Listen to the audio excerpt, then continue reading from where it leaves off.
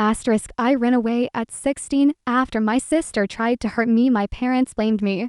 Years later, they asked me to lie for them. Asterisk, asterisk. The house that was never safe. Asterisk, asterisk. I ran away at 16.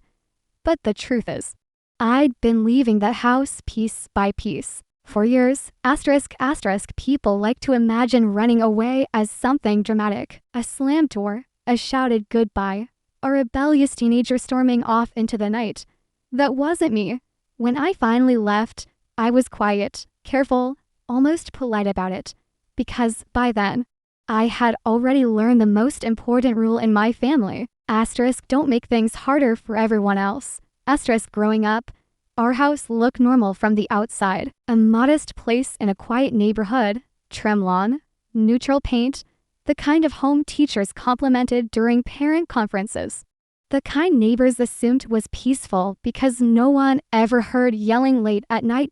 Inside, though, the air was heavy. Not loud, just tense. It was the kind of tension that made you listen before you spoke, that made you measure every word, that taught you, early on, how to read moods the way other kids learn math. My sister was older than me, not by much, but enough that it mattered. Enough that she was always going through something and I was always expected to understand. Enough that when she snapped, it was explained away as stress, pressure, or personality. She's just intense, my parents would say. I learned quickly what that meant. It meant excuses. It meant silence. It meant that when something went wrong, the blame always slid downhill and I was at the bottom. I wasn't a bad kid. I didn't sneak out. I didn't party. I didn't cause trouble at school. But I asked questions. I noticed things. And I had the dangerous habit of reacting when I was hurt. That made me difficult. Family dinners were unpredictable. Sometimes they were normal, awkward small talk, the clink of forks against plates. Other times, the mood shifted without warning. My sister would make a comment, I'd respond, she'd escalate, and suddenly, I'd feel every eye turn toward me. Asterisk, why do you always push her? Asterisk, asterisk, why can't you just let things go? Asterisk, asterisk, you know how she is. Asterisk, I didn't know how she was, and I was tired of being told that knowing meant accepting. By 16, I had learned how to disappear in plain sight. I stayed in my room. I kept my headphones on. I answered questions with one word when I could. I thought if I made myself small enough, quiet enough, careful enough, things would stay calm. I was wrong. The night everything changed didn't start with shouting. It didn't start with rage. It started the way so many things in that house did. Small and sharp. A comment, a look, a tone. I don't even remember exactly what the argument was about. That's how unimportant it was in the grand scheme of things. What I remember is the feeling, the tightening in my chest, the way I instinctively stepped back, already knowing where this was going. I remember saying, "Can we just drop it?" I remember meaning it, and I remember realizing, too late, that asking for peace had never worked before. When things crossed the line, it happened fast, not drawn out, not dramatic. Just sudden and terrifying in the way moments are when you don't expect them to be real. What stayed with me wasn't pain. It was shock, the kind that freezes you in place, the kind that makes the world feel unreal, like you're watching something happen to someone else. I remember thinking, asterisk, this can't be happening, asterisk, and then I remember thinking, asterisk, this is happening. And no one is here, asterisk. When my parents came into the room, I felt relief so strong it almost made me dizzy. I thought, asterisk, thank God, asterisk. I thought this was the moment everything would stop, the moment someone would step in and say, asterisk, enough. Asterisk, I waited for concern, for anger, for protection. What I got was disappointment. Not in her. In me. My parents didn't rush to check on me. They didn't pull me aside. They didn't ask what I needed. They looked between us, sighed, and then turned to me with expressions I knew too well. Exhaustion. Irritation. Blame. Double quotes. What did you do this time? My mother asked. I tried to explain. My voice shook. I kept it calm. I chose my words carefully. The way I always did. It didn't matter. My father shook his head. You know how she gets. Why would you push her like that? Push her. As if existing was provocation. As if fear was an inconvenience. They told me I had escalated things, that I was dramatic, that I needed to take responsibility for my part. My sister stood behind them, silent. Protected. That was the moment something inside me broke, not loudly, not violently, but completely. I realized then that this wasn't about right or wrong. It never had been. It was about comfort, about keeping the family story intact, about choosing the version of events that required the least change. And that version didn't include me being a victim. That night, I went to my room and closed the door gently. I sat on my bed and listened to the house return to normal, the TV turning back on, footsteps moving down the hallway, life continuing without me. I didn't cry, I didn't scream. I stared at the wall and understood something with painful clarity. Asterisk, I was not safe here and I never had been. Asterisk, sleep didn't come. Every sound made me flinch. Every shadow felt too close.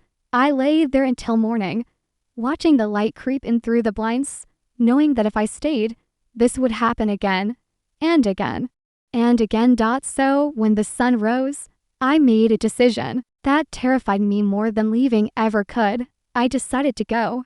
I didn't plan my escape like in the movies. I didn't know where I'd end up.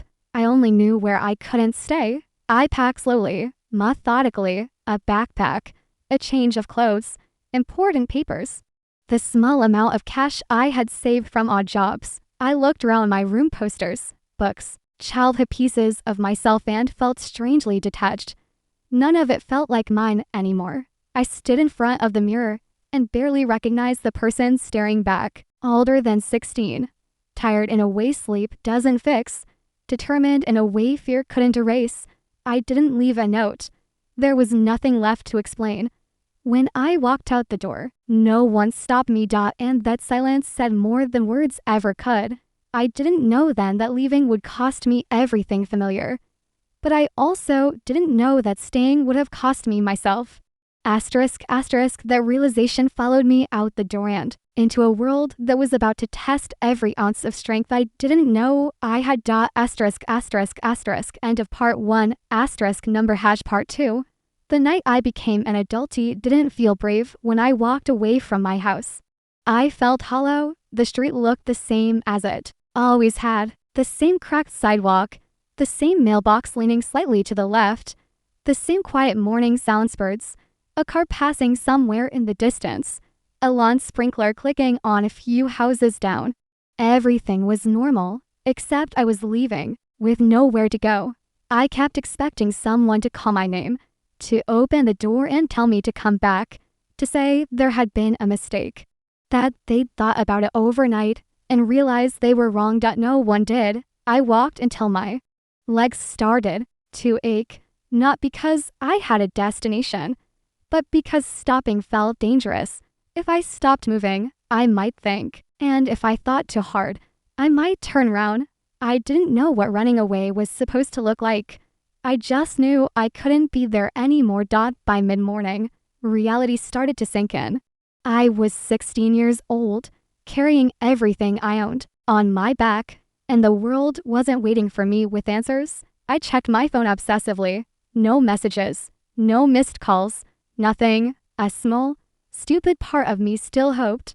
The first place I went was a public library. It felt safe, neutral, somewhere no one would ask why I was alone in the middle of a school day. I sat at a table near the back and pretended to read while my mind raced. Asterisk, what now? Asterisk, I thought about friends, not close ones there hadn't been space for that growing up, but classmates, acquaintances, people I could maybe ask for help without explaining too much. I sent a few careful messages, nothing dramatic, just vague. Hey, are you home today? Any chance I could crash for a bit? Most didn't respond. One did. She said I could come over for the afternoon, but her parents were strict. I couldn't stay overnight. I thanked her like she was saving my life because, in a way, she was. That night, when I had to leave, The fear finally hit me full force. The sun was setting, and I still didn't know where I'd sleep. I walked through the neighborhood slowly, my heart pounding, suddenly aware of how young I was, how small, how unprepared. Every car that slowed down made me tense. Every group of people made me nervous. I had never felt so visible and so invisible at the same time. Eventually, I ended up at a bus stop.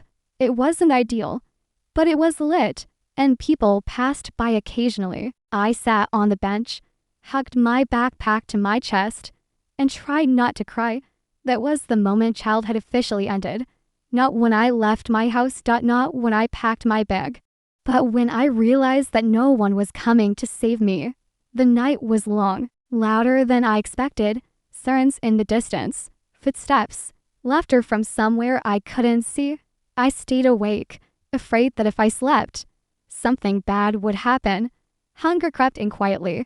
I hadn't eaten much all day, and my stomach ached. In a dull, steady way, I rationed the snacks I had brought, breaking them into pieces so they'd last longer. Time moved strangely. Minutes felt like hours. Hours felt endless. When the sky finally started to lighten, I felt a wave of relief so intense it almost made me dizzy. I had made it through the night. The next few days blurred together. I bounced between couches when I could, friends of friends, people who didn't ask too many questions, but also didn't offer permanence. I learned quickly how to make myself easy to host. I cleaned up after myself obsessively. I kept my voice low. I stayed out of the way. I knew I was on borrowed time. School became both a refuge and a nightmare. It gave me structure, somewhere to be during the day, but it also reminded me of everything I was pretending not to be. Teachers asked why I looked tired, why my work was late. I lied smoothly, ashamed of how easy it had become. At night, I lay awake replaying everything. The argument. My parents' faces, the way they hadn't followed me. I wondered if they were relieved I was gone, if the house felt calmer now, if my absence had solved the problem. That thought hurt more than anything else. Money became a constant worry. Every dollar mattered. I took whatever work I could find, babysitting, cleaning, helping neighbors. I learned the value of cash in a way most 16-year-olds never have to. There were moments when I almost went back, not because I believed things would change, but because being homeless at 16 is terrifying. And hope, even false hope, is tempting. But then I'd remember the look on my parents' faces, the disappointment, the blame, the certainty that my safety was less important than their comfort, and I'd keep going. Some nights, when I finally had a place to sleep, I cried silently into my pillow, careful not to wake anyone. Other nights, I felt nothing at all, just exhaustion so deep it shut everything else down. I was learning how to survive, not gracefully, not heroically, just stubbornly. By the end of that first month, I was thinner, harder, older. I had learned which adults could be trusted and which couldn't. I had learned how to read people quickly. I had learned that kindness often came with limits, and that limits were something you had to respect if you wanted to stay. I missed my childhood in unexpected ways. Not the house, not my family, but the idea that someone was supposed to take care of you. That idea was gone now. In its place was something else, a quiet resolve. If no one else was going to protect me, then I would. And that promise to myself became the only thing I truly owned. ****. It wasn't hope that kept me alive during those days. ****. It was determination. And the knowledge that no matter how hard this was, going back would have been worse. End of part 2 ## part 3. Learning how to survive without falling apart. By the time winter came, I had stopped counting how long I'd been gone. Days blurred into weeks, weeks into something that no longer felt temporary. I wasn't staying somewhere anymore. I was existing between places, stitching together nights wherever I could. People stopped asking questions once they realized I wouldn't answer them honestly. I learned how to look fine. That became my greatest skill. At school, I smelled I laughed when other kids laughed. I handed in assignments on time when I could and apologized quietly when I couldn't. Teachers praised my maturity. Not knowing it was built on fear and exhaustion, I learned how to stay awake through class after sleeping only a few hours. How to keep my head down when my stomach growled. How to pretend I wasn't constantly calculating asterisk how long can I stay here? How much money do I have left? Who can I ask without becoming a burden? Asterisk every adult said the same thing in different ways. You're so responsible, you're handling this so well. What they didn't see was the cost. There were nights I lay awake staring at ceilings that weren't mine, listening to unfamiliar breathing in the next room. Wondering how someone my age was supposed to carry this much weight alone. I didn't feel sad all the time. That came later. At first, I felt nothing. Numbness settled in like a blanket, heavy, dull, and strangely comforting. If I didn't feel, I couldn't panic. If I didn't panic, I could function. And functioning was survival. I worked more hours, took on responsibilities no one questioned, because I didn't complain. Babysitting turned into regular jobs. Cleaning houses became routine. I learned how to stretch meals, how to say I'm not hungry convincingly, how to accept help without looking desperate. There was a quiet humiliation in needing so much and asking for so little. The hardest part wasn't the lack of stability. It was the loneliness that friends my age worried about. Dances, crushes, and weekend plans. I worried about where I'd sleep next week. Conversations felt unreal, like I was living in a parallel world no one else could see. Sometimes I'd catch myself feeling jealous not of their lives, but of their certainty. The certainty that someone would notice if they didn't come home. The certainty that their safety mattered. That was when the anger crept in. Not loud anger, not explosive, the slow kind, the kind that sits in your chest and asks questions you don't want to answer. Asterisk, how could they let this happen? Asterisk, how could they choose comfort over me? Asterisk, I stopped checking my phone for messages from home. Because there were none. Weeks passed without a single call. No, are you okay? No, please come back. No attempt to find me. That silence rewrote everything. It told me that leaving hadn't shocked them. It told me that my absence was easier than accountability. And somehow, that hurt more than if they'd yelled. Eventually, I found something close to stability. A family friend, someone who knew asterisk of asterisk my parents, but not the truth, offered me a small room in exchange for rent and help around the house. It wasn't perfect. It wasn't permanent. But it was a door that locked. The first night I slept there, I cried quietly into my pillow, not from sadness, but from relief. I hadn't realized how much energy I'd been spending just staying alert. With stability came reflection. And with reflection came pain. The numbness cracked. Memories started surfacing at inconvenient times. In the shower, on the bus, while washing dishes. I'd suddenly remember my parents' voices, their certainty, their disappointment. I replayed the night over and over, wondering if there was something asterisk, anything asterisk I could have done differently. That question haunted me, because part of growing up the way I did meant learning to blame myself before or anyone else could. But slowly, painfully, another truth emerged. I hadn't been difficult. I had been unprotected. That realization didn't heal me overnight. It didn't make things easier. But it shifted something inside me. It gave my pain context. It gave my anger direction. I started setting boundaries without knowing that's what they were called. I said no to things that drained me. I stopped apologizing for existing. I learned that survival wasn't just about food and shelter. It was about preserving the small pieces of yourself that want to live. Graduation loomed closer. While everyone else talked about family parties and celebration dinners, I quietly planned my exit into adulthood alone. College felt impossible. Money was tight. Support non-existent. But the idea of staying stuck terrified me more than failing. So I applied anyway. I filled out forms late at night, my hands shaking from exhaustion and hope. I wrote essays about resilience without using the word abandonment. I talked about independence without explaining its cost. When acceptance letters arrived, I cried again, but this time. It was different this time. It felt like proof that I was more than what had happened to me.